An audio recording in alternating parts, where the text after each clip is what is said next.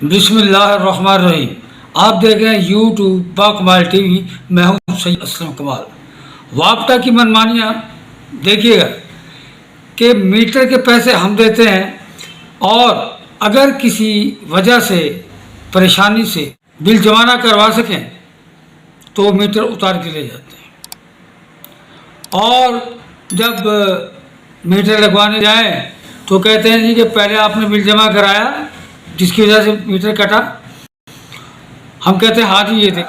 تو وہ کہتے ہیں پہلے آپ RCO بنوائیں. وہ ایک فارم فل اپ کر کے دیتے ہیں تو وہ فارم لے کر ہم دیکھتے ہیں وابٹا کے جہاں پہ RCO بنتا ہے.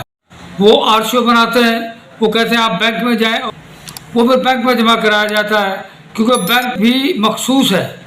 جب فیس جمع کرا کر واپس آتے ہیں تو وہ پھر ہمیں ایک فارم فل اپ کر کے دیتے ہیں اور ان فارموں کے ساتھ اس کو لگا دیتے ہیں کہ اب آپ کو میٹر لگانے کی اجازت دے دی گئی ہے. وہ فارم لے کر ہم وہاں پر جاتے ہیں جنہوں نے میٹر اتارا ہوتا ہے. تو وہ جو اس کے لائن سپرڈنٹ ہیں وہ کہتے ہیں جناب اب آپ کو ڈیمانڈ نوٹس بنوانا پڑے گا. وہ ڈیمانڈ نوٹس بنا کر دیتے ہیں جس پر لکھا ہوتا ہے 4716 روپے. پھر بینک جاتے ہیں. پھر بینک میں وہ پیسے جمع کرائے جاتے ہیں. تو پھر ہم وہاں پر آتے ہیں جنہوں نے میٹر اتارا ہے لائن سپرڈنٹ کے پاس. تو وہ کہتا ہے جناب اب آپ کو 1 ماہ کے بعد یہ میٹر ملے گا. بھائی پیسے جمع کرا دیے, اب 1 ماہ کے بعد میٹر کیوں ملے گا؟ RCO بن گیا, اجازت میں مل گئی. عجیب معاملہ ہے. 1 ماہ کے بعد جب جاتے ہیں تو وہ کہتے ہیں جناب ہم نے تو کہا ہوا ہے میٹر ابھی ہمیں نہیں ملا. بحث کرنے کے بعد وہ کہتے ہیں جناب کہ جہاں سے میٹر ملنا ہے جن کے پاس مینجمنٹ ہے کہ chief engineer management Ramzan but صاحب ہمیں میٹر دیں گے تو ہم آپ کو دیں گے. بھائی کب میٹر دیں گے؟ انہوں نے کہا جی ہم تو کہہ رہے ہیں پتہ نہیں کب دیں گے.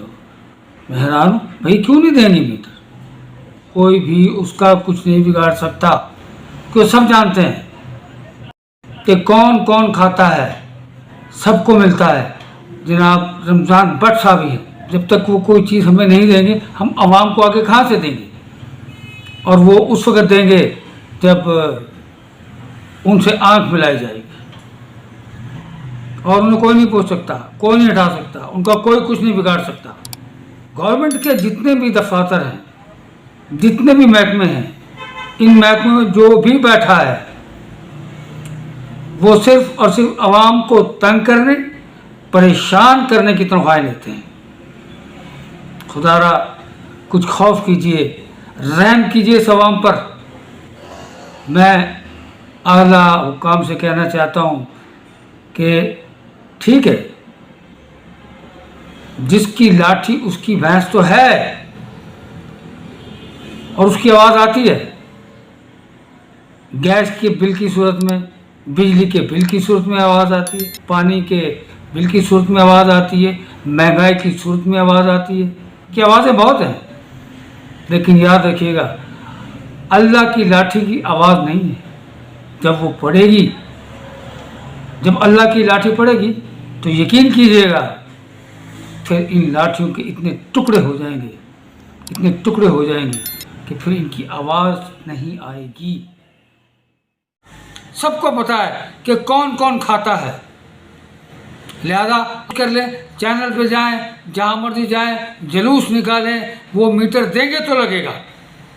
اب بھائی فیس تو دے دیجیے گورنمنٹ کی ہے, بھاگ دوڑ کی, پیسے لگائے اور پیسے لگائے, اب کہاں سے ان کو پیسے دیں؟ خدا کے لیے اس سسٹم کو ٹھیک کرے. پوری دنیا کا حکمران بننے سے بہتر ہے اکیلے حق کی آواز اٹھانا. اللہ حافظ. پاکستان زندہ باد.